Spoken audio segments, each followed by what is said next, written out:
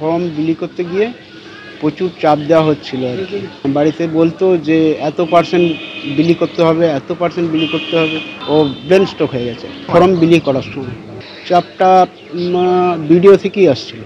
কি করছেন এখনও পর্যন্ত 80% হয়নি, 80% বিলি করা হয়নি। আমি বলছি তুমি তো সারাদিন কাজ করছো, তাহলে এবার সন্ধে পর্যন্ত করছো ঠিক আছে, এবার বেশি চাপ নেওয়ার কি আছে, উপর থেকে চাপ দিলেই যে করতে হবে, এই ধরনের কথা আমি বলেছিলাম। ব্রেন স্ট্রোক মানে পুরো চাপ নিয়ে নিয়েছে যে আমাকে এতগুলো করতে হবে, 80% আমাকে ফর্ম বিলি করতে হবে।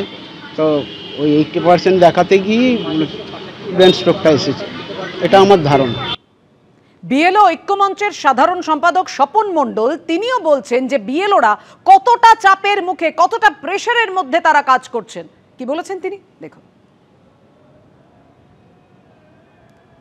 আমরা যেহেতু সারা রাজ্য থেকে ফিডব্যাক নিয়েছি যে কোথায় এরকম কাজটা প্রোগ্রেস হচ্ছে আর কি, আমরা সেটা জানতে পেরেই আমরা নির্বাচন কমিশনকে দাবি করেছি তাদের কাছে যে 11 তারিখের মধ্যে কোনো মতেই তাদের পক্ষে এটা সম্ভব নয় সমস্ত এনুমারেশন ফর্ম প্রত্যেকটা বাড়ি বাড়ি করে গিয়ে বিলি করার। কারণ হচ্ছে যে ফর্ম দেওয়াই শুরু হয়েছে অনেক ব্লকে, অনেক জায়গাতে, অনেক বুথে, কোথাও কোথাও 2 দিন দেরি করে, কোথাও কোথাও 3 দিন দেরি করে ফর্ম দেওয়া শুরু হয়েছে। তার ফলে যে এই অস্বাভাবিক চাপ বিএলওদের উপরে, এটা অস্বীকার করার জায়গা নেই। এবং এই যে মৃত্যুটা আজকে হলো, এটা অত্যন্ত দুর্ভাগ্যজনক একটা মৃত্যু, মানে আমাদেরই সহকর্মী একজন মারা গেলেন আর কি। কিন্তু আমরা নির্বাচন কমিশনের কাছে যে দাবিটা করেছি সেই দাবিটা মেনে নেওয়া উচিত বলে আমরা মনে করি। এই মৃত্যু নিয়ে শুরু হয়েছে রাজনৈতিক চাপানুতোর। বিএলওর মৃত্যুকে কেন্দ্র করে সরাসরি বিজেপির দিকে অভিযোগের আঙুল তুলেছে তৃণমূল কংগ্রেস। তৃণমূল মুখপাত্র অরূপ চক্রবর্তী কি বলছেন দেখুন। এর ফলে অধিকাংশ মানুষ এই প্রসেসের বাইরে থাকবেন। ইন্টেনশনালি মানুষকে ভোটাধিকার থেকে বঞ্চিত করার জন্য মাত্র 2 মাসের মধ্যে গাজওয়ারি করে এসআইআর। দ্বিতীয় কথা, তার উপরেই শুভেন্দু অধিকারীর মতো দেরানার নেতাদের হুমকি। এই মৃত্যুর জন্য যেরকম একদিকে জ্ঞানেশ কুমার দায়ী, এই মৃত্যুর জন্য একইভাবে এবং তার থেকেও বেশিভাবে শুভেন্দু অধিকারী দায়ী। অবিলম্বে নির্বাচন কমিশনের উচিত শুভেন্দু অধিকারীর বিরুদ্ধে এফআইআর দায়ের করা, যে ওকে কে অধিকার দিয়েছে বিএলওদের হুমকি দেওয়ার। আজকে যখন একজন মানুষের প্রাণ চলে যাচ্ছে, সেই প্রাণ ফেরাতে পারবে শুভেন্দু অধিকারী?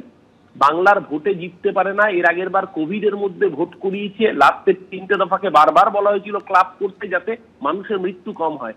শুধু রাজ্যের ক্ষমতা দখল করতে হবে বলে সেইটা করেনি।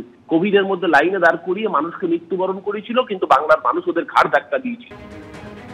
এই ঘটনায় অর্থাৎ মেমারি 2 নম্বর ব্লকের চক বলরামপুর গ্রামের 278 নম্বর বুথের বিএলওর দায়িত্বে ছিলেন নমিতা হাসদা, অঙ্গনওয়াড়ি কর্মী তিনি। তার দায়িত্ব ছিল এই বুথ লেভেল অফিসারের।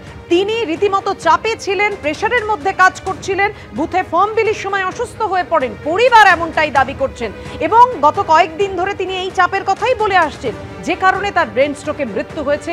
এই এসআইআর এর কাজ করার এই চাপ নিতে পারেননি তিনি, এমনটাই দাবি পরিবারের। কিন্তু তৃণমূল যে অভিযোগ করছে, সরাসরি তাদের নিশানায় বিজেপি, শুভেন্দু অধিকারী এবং নির্বাচন কমিশন। যদিও এই অভিযোগ উড়িয়ে দিয়েছে বিজেপি। রাজ্য বিজেপি সভাপতি শ্রমিক ভট্টাচার্য কি বলেছেন রাখবো এবার আপনাদের। প্রেশার কে দিয়েছে আমাদের জানা নেই। প্রত্যেকজন বিএল এর ক্ষেত্রে কটা বাড়ি পড়ে আপনারা একটু হিসাব করে নিন, আর ভোটার কত এক একটা বুথ প্রতি। প্রেশার যারা দিচ্ছে উত্তর তারা দিতে পারবেন। আমরা কোনো প্রেশার, আমরা তো বহু জায়গায় কাছে পৌঁছতে পারছি না। গেলেই 12 জন। তৃণমূল বলছে এসআইআর হতে দেবো না, তৃণমূল সব জায়গায় ক্যাম্প করে বসে রেখেছে, গ্রামের মধ্যে ক্যাম্প করছে, থ্রেট করছে। কত মানুষ অত্যাচার সহ্য করবে? অনেক বিএলএ তো আমাদের কাছে অসহায়তা প্রকাশ করছে যে কাল থেকে না বেরোবো, বাড়ি বাড়ি যাবো। বলে আপনাদের যেতে হবে না, আমরাই করে দিচ্ছি। সুতরাং এই পরিস্থিতি বাংলার অন্য কোনো জায়গায়, দেশের অন্য জায়গায় নেই, পশ্চিমবঙ্গে আছে। এটা সৌভাগ্য কি দুর্ভাগ্য জানা নেই, তবে নির্বাচন কমিশন আশা করি কয়েকদিনের মধ্যে ব্যাপারটা ব্যবস্থা নেবেন, কারণ আমরাও কমপ্লেন করছি।